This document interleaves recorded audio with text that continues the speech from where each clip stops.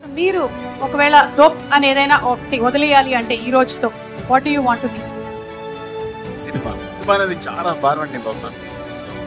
I know కష్టపడి push చేస్తుంది.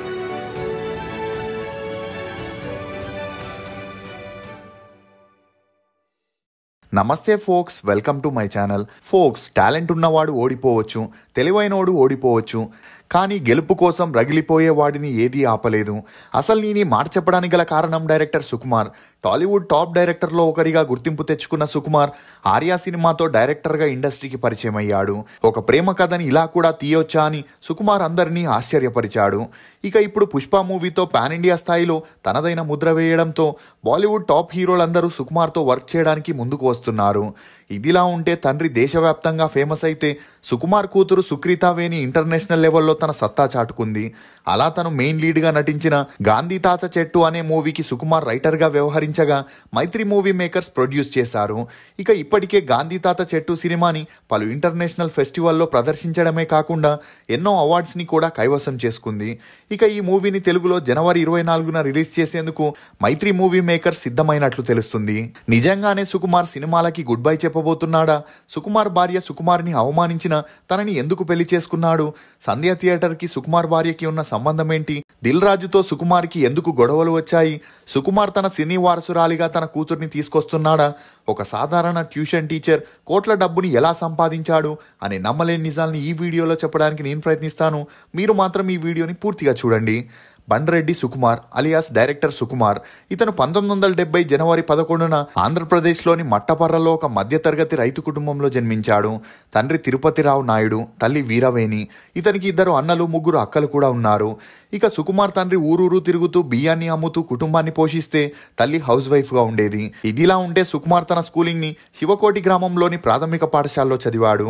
చదువుల్లో చురుగ్గా ఉన్న సుకుమార్ బాగా చదివి భవిష్యత్తులో సైంటిస్ట్ అవ్వాలనుకున్నాడు. ఇక ఈ క్రమంలోనే ఒకసారి సుకుమార్ చదివే స్కూల్కి దగ్గరలో డైరెక్టర్ వంశీ గారు నరేష్ని హీరోగా పెట్టుకొని 1986లో శ్రీ కనక మహాలక్ష్మి రికార్డింగ్ డ్యాన్స్ ట్రూప్ అనే మూవీని ప్లాన్ చేశారు. అలా ఈ మూవీ షూటింగ్ జరిగేటప్పుడు ఆర్టిస్టులు డైరెక్టర్కి ఇచ్చే రెస్పెక్ట్ని అతను చెప్పినట్లే అందరూ చేయడంతో అది చూసిన సుకుమార్ తను కూడా పెద్దయ్యాక డైరెక్టర్ అవ్వాలనుకున్నాడు. ఇక ఈ విషయం ఇంట్లో వారికి చెబితే ఎవరూ ఒప్పుకోకపోవడంతో వేరే దారి లేక చదువులపై దృష్టిని సారించాడు. అలా తన ఇంటర్ని పూర్తి చేసిన సుకుమార్ తన బీఎస్సీ డిగ్రీని రాజోల్లో కంప్లీట్ చేసి జాబ్ కోసం ట్రయల్స్ని మొదలెట్టాడు. ఇక అలా ఎంత ట్రై చేసినా తనకి జాబ్ దొరకకపోయేసరికి మ్యాథ్స్ ట్యూషన్ టీచర్గా తన కెరియర్ని స్టార్ట్ చేశాడు. ఇక ఈ క్రమంలోనే కాకినాడలోని ఆదిత్య జూనియర్ కాలేజీలో లెక్చరర్ పోస్ట్కి వేకెన్సీ ఉందని తెలిసి అప్లై చేయగా సుకుమార్ అందులో సెలెక్ట్ అయి ఆ కాలేజీలో మ్యాథ్స్ మరియు ఫిజిక్స్ లెక్చరర్గా జాయిన్ అయ్యాడు. ఇక అదే కాలేజీలో ఉన్న 2 లెక్చరర్స్కి కూడా సినిమాలపై ఇంట్రెస్ట్ ఉండడంతో ఆ ముగ్గురు కలిసి ఫ్రీ టైంలో తాము రాసుకున్న స్టోరీలని కవితలని డిస్కస్ చేస్తుండేవారు. అలా 6 సంవత్సరాలు అక్కడే పనిచేశాక సుకుమార్కి ఆ జాబ్ బోర్ కొట్టి కొత్తగా ఏదైనా చేయాలనుకున్నాడు. దీంతో సుకుమార్ తనకి నచ్చిన సినిమా ఇండస్ట్రీలో తన టాలెంట్ని ప్రూవ్ చేసుకోవాలని తన తండ్రిని అడగగా అందుకు సుకుమార్ తండ్రి కూడా సపోర్ట్ చేయడంతో మరుసటి రోజు తన జాబ్కి రిజైన్ చేసి 1997లో హైదరాబాద్కి వెళ్లే ట్రైన్ ఎక్కాడు. ఇక అలా హైదరాబాద్లో దిగగానే ఒక రూమ్ని రెంట్కి తీసుకొని ఛాన్స్ల కోసం ట్రై చేయగా సుకుమార్కి సినిమాల్లో ఛాన్సులు రాకపోయేసరికి కొన్ని టీవీ సీరియల్స్కి అప్రెంటిస్ అసిస్టెంట్ డైరెక్టర్గా వెళ్తుండేవాడు. ఇక ఈ క్రమంలోనే ఆ సీరియల్లో పరిచయమైన ఒక మేనేజర్ ద్వారా సుకుమార్కి డైరెక్టర్ జయంత్ పరాంజీకి అసిస్టెంట్ డైరెక్టర్గా చేసే ఛాన్స్ వచ్చింది. అలా బావగారు బాగున్నారా మూవీలో అసిస్టెంట్ డైరెక్టర్గా చేసిన సుకుమార్ ఆ తర్వాత మనసిచ్చి చూడు, క్షేమంగా వెళ్ళి లాభంగా రండి, హనుమాన్ జంక్షన్ అని 15 సినిమాలకి పైగా అసిస్టెంట్ డైరెక్టర్గా పనిచేయగా ఒక స్టేజ్లో తనకి ఆర్థికంగా చాలా సమస్యలు రావడంతో తన ఊరికి వెళ్ళి లెక్చరర్ జాబ్ని చేయాలనుకున్నాడు. ఇక అలా కొడుకు బాధని అర్థం చేసుకున్న సుకుమార్ తండ్రి గారు తమకి కష్టమైన బియ్యం వ్యాపారం చేయగా వచ్చిన డబ్బుల్ని సుకుమార్ రూమ్ రెంట్కి తినడానికి పంపిస్తూ ఉండేవారు. ఇక ఈ క్రమంలోనే ఆది చెన్నకేశవరెడ్డి మూవీ సక్సెస్తో ఇండస్ట్రీలో దూసుకుపోతున్న వివి వినాయక్ నితిన్తో దిల్ మూవీని ప్లాన్ చేయగా ఆ మూవీకి దిల్ రాజు ప్రొడ్యూస్ చేస్తూ ప్రొడ్యూసర్గా ఇండస్ట్రీకి పరిచయం అయ్యాడు. ఇక ఆ మూవీలో సుకుమార్ అసిస్టెంట్ డైరెక్టర్గా జాయిన్ అవ్వగా నితిన్కి తన దగ్గర ఉన్న స్టోరీని చెప్పి తన డేట్స్ని తీసుకుంటే ప్రొడ్యూసర్ని ఎలాగైనా పట్టొచ్చని ఫిక్స్ అయ్యాడు. ఇక అలా దిల్ మూవీ సెట్లో యాక్టివ్గా ఉంటూ స్క్రిప్ట్స్లోనూ కొంతవరకు హెల్ప్ చేస్తున్న సుకుమార్ని చూసిన దిల్ రాజు ఒకరోజు లంచ్ టైంలో తనని పిలిచి ఎన్ని సంవత్సరాల నుండి ఇండస్ట్రీలో ఉంటున్నావు అని అడగగా అందుకు సుకుమార్ 6 సంవత్సరాలుగా గా ఉంటున్నానని, డైరెక్షన్ ఛాన్స్ కోసం వెయిట్ చేస్తున్నాడని, హీరో డేట్స్ దొరికితే ప్రొడ్యూసర్ ని అప్రోచ్ అవుతానని చెప్పడంతో అందుకు దిల్ రాజు తన దగ్గర రెడీగా ఉన్న స్టోరీ లైన్ ని చెప్పమనగా సుకుమార్ తను రాసుకున్న ఆర్యా మూవీ స్టోరీని చెప్పడంతో దిల్ రాజుకి ఆ స్టోరీ బాగా నచ్చింది. ఇక అందులో హీరోగా ఎవరిని అనుకుంటున్నావు అని అడగగా అందుకు సుకుమార్ నితిన్ అయితే ఈ స్టోరీకి బాగా సెట్ అవుతాడని చెప్పినా అప్పటికే నితిన్ రాజమౌళితో సై మూవీ కోసం సైన్ చేయడంతో అతను ఒప్పుకోలేదు. ఇక నెక్స్ట్ మాస్ మహారాజా రవితేజని అప్రోచ్ అవ్వగా అతను కూడా నో చెప్పడంతో ప్రభాస్ని కలిసి స్టోరీ ఎక్స్ప్లెయిన్ చేసినా తనకి ఆ స్టోరీ సెట్ అవ్వదని చెప్పి రిజెక్ట్ చేశాడు.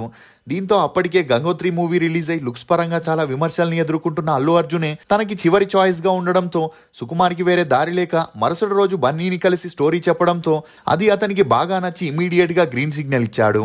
అలా ఆ తర్వాత మూవీ పూజ జరగడం, షూటింగ్ స్టార్ట్ అయి అన్ని త్వరగానే జరిగిపోయాయి. ఇక ఈ మూవీని దిల్ రాజు 4 కోట్ల బడ్జెట్ తో ప్రొడ్యూస్ చేయగా ఆర్యా మూవీ 2004 మే 7న రిలీజ్ అయి 35 కోట్లని కలెక్ట్ చేసి సూపర్ డూపర్ హిట్ అవ్వడంతో పాటు అల్లు అర్జున్ కి యూత్ లో మంచి క్రేజ్ ని తీసుకొచ్చింది. అంతేకాకుండా సుకుమార్ బెస్ట్ డైరెక్టర్ గా ఫిలింఫేర్ అవార్డ్ని, నంది అవార్డ్ని కూడా గెలుచుకున్నాడు.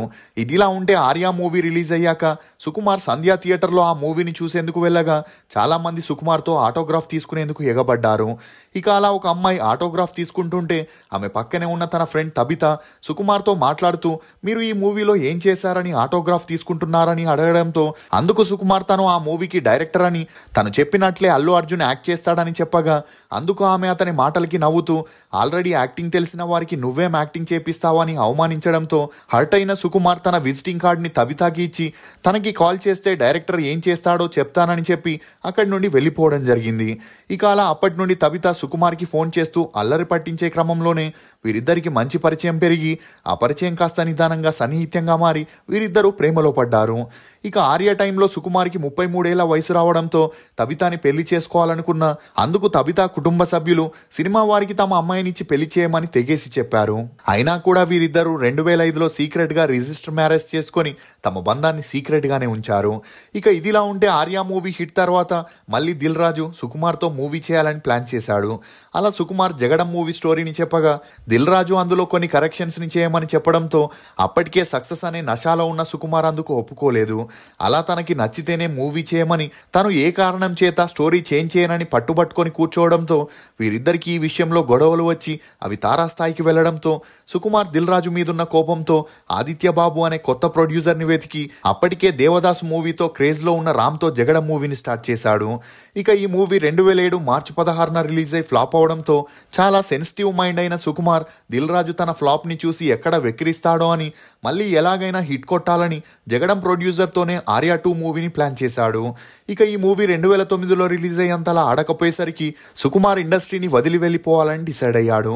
కానీ తబిత సుకుమార్ని ఓదారుస్తూ మానసికంగా కృంగిపోతున్న సుకుమార్ని ఒంటరిగా వదల్లేక అప్పటికే తాము రిజిస్టర్ మ్యారేజ్ చేసుకున్నామని తబిత తన ఇంట్లో వారికి చెప్పడంతో వారికి వేరే దారి లేక 2009లో వీరిద్దరికి అఫీషియల్ గా పెళ్లి జరిపించారు. ఇక అలా వీరి అన్యోన్య సంసారానికి గుర్తుగా సుకృతి అనే అమ్మాయి, శుక్రాంత్ అనే అబ్బాయి జన్మించారు. అలా కొంతకాలం బ్రేక్ తర్వాత సుకుమార్ మళ్ళీ రీఎంట్రీ ఇవ్వాలనుకుంటున్నప్పుడే అల్లు అర్జున్ సుకుమార్కి గీతా ఆర్ట్స్ బ్యానర్లో ఛాన్స్ ఇవ్వడం జరిగింది. దీంతో నాగ చైతన్య తమన్నాతో 100% లవ్ మూవీని ప్లాన్ చేసి 2011లో రిలీజ్ చేయగా ఆ మూవీ సూపర్ డూపర్ హిట్ అవ్వడంతో సుకుమార్ మళ్ళీ తన ఫామ్లోకి వచ్చాడని అందరూ అనుకున్నారు. దీంతో మహేష్ బాబు సుకుమార్కి డేట్స్ ఇవ్వడంతో నేనొకడినే మూవీని ప్లాన్ చేయగా ఆ మూవీని అప్పట్లో 70 కోట్ల హైయెస్ట్ బడ్జెట్తో నిర్మించారు. ఇక ఆ మూవీ రిలీజ్ అయి 25 కోట్లని కలెక్ట్ చేసి డిజాస్టర్ అయింది.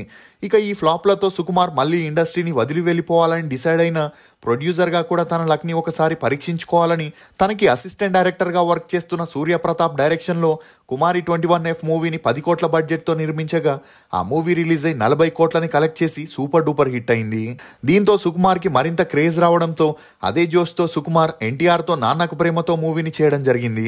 ఇక ఈ మూవీ రిలీజ్ అయి హిట్ అవ్వడంతో ఆ మధ్యలో తన అసిస్టెంట్స్ డైరెక్షన్లో ఉప్పెన, ఆడవారు మీకు జోహార్లు, 18 పేజెస్, విరూపాక్ష అనే మూవీస్ని ప్రొడ్యూస్ చేయగా ఉప్పెన వీణ మరియు విరూపాక్ష మూవీస్ సుకుమార్కి కాసుల వర్షాన్ని కురిపించాయి. దీంతో సుకుమార్ రియల్ ఎస్టేట్ బిజినెస్ ని కూడా స్టార్ట్ చేసి ఆ బాధ్యతల్ని తన భార్యకి అప్పగించాడు. అలా ఆ తర్వాత తను డైరెక్ట్ చేసిన రంగస్థలం మూవీని 60 కోట్లతో నిర్మించగా 250 కోట్లని కలెక్ట్ చేసి బ్లాక్ బస్టర్ హిట్ అవ్వడంతో వెంటనే తన సెకండ్ ఇన్నింగ్స్ కి సపోర్ట్ చేసిన అల్లు అర్జున్ తో పుష్ప మూవీని చేయాలని ఫిక్స్ అయ్యాడు. ఇక అలా పుష్ప మూవీ భారీ ఎక్స్పెక్టేషన్స్ తో రిలీజ్ అయి సూపర్ డూపర్ హిట్ అవ్వడంతో పాటు 2 నేషనల్ అవార్డ్స్ ని కూడా సొంతం చేసుకోవడం జరిగింది. అలా ఆ తర్వాత పుష్ప 2 మూవీ కూడా రిలీజ్ అయి పాన్ ఇండియా లెవెల్లో సుకుమార్ కి స్టార్ డైరెక్టర్ గా పేరు తీసుకొచ్చింది. ఇక అలా ఇప్పుడు రామ్ చరణ్ తో ఒక మూవీని చేస్తూ పుష్ప 3 షూటింగ్ లో సుకుమార్ బిజీగా ఉన్నట్లు తెలుస్తుంది. అలా సాధారణ ట్యూషన్ టీచర్ గా కెరియర్ ని స్టార్ట్ చేసిన సుకుమార్ ఈ రోజు ఒక మూవీ డైరెక్ట్ చేసేందుకు 150 కోట్ల రెమ్యూనరేషన్ తీసుకుంటూ మరోవైపు తన బిజినెస్ ద్వారా బాగా సంపాదిస్తూ 1000 కోట్ల నెట్వర్త్ ని కలిగి ఉన్నాడని చెప్పొచ్చు. ఇదిలా ఉంటే తబిత ఒకవైపు బిజినెస్ చేసుకుంటూ మరోవైపు ప్రొడ్యూస్ చేస్తూ రావు రమేష్ హీరోగా మారుతినగర్ సుబ్రహ్మణ్యం అనే మూవీతో తన సత్తా చాటుకుంది. ఇదిలా ఉంటే సుకుమార్ కూతురు సుక్రీతకి కూడా యాక్టింగ్ పై ఇంట్రెస్ట్ ఉన్న కారణంగా ఆమెకి సపోర్ట్ చేస్తూ తన సినీ వారసురాలిగా తీసుకురావాలని గాంధీ తాత చెట్టుతో అనే మూవీ ద్వారా సుక్రీతని సినీ రంగ ప్రవేశం చేపిస్తున్నారని చెప్పొచ్చు. ఇదిలా ఉంటే రీసెంట్ గా యుఎస్ఏలో జరిగిన game changer pre release event లో పాల్గొన్న సుకుమార్తో యాంకర్ సుమ మీరు ఒకటి వదిలేయాలంటే దేన్ని వదిలేస్తారని ప్రశ్నించగా అందుకు సుకుమార్ సంధ్యా థియేటర్ ఘటనతో తను ఎక్కువగా డిస్టర్బ్ అయి మూవీ సక్సెస్ ని ఎంజాయ్ చేయలేకపోవడంతో తను సినిమాల్ని చేయడం మానేస్తానని చెప్పగా పక్కనే ఉన్న రామ్ చరణ్ తన చేతిలోని మైక్ ని లాక్కొని అతను ఇండస్ట్రీకి వచ్చినప్పటి నుండి ఇదే మాట చెబుతున్నాడని ఆ మాటల్ని ఎవరు సీరియస్ గా తీసుకోవద్దని చెబుతూ ఈ వార్తలకి ఫుల్ స్టాప్ పెట్టాడు. ఇక ఇప్పటి వరకు సుకుమార్ డైరెక్టర్ గా 9 సినిమాలని ప్రొడ్యూసర్ గా 6 సినిమాలని చేయగా ఇతని డైరెక్షన్ కి గాను 2 నంది అవార్డ్స్, ఒక ఫిలింఫేర్ అవార్డ్ తో పాటు 2 సైమా అవార్డ్స్ ని కూడా గెలుచుకున్నాడు.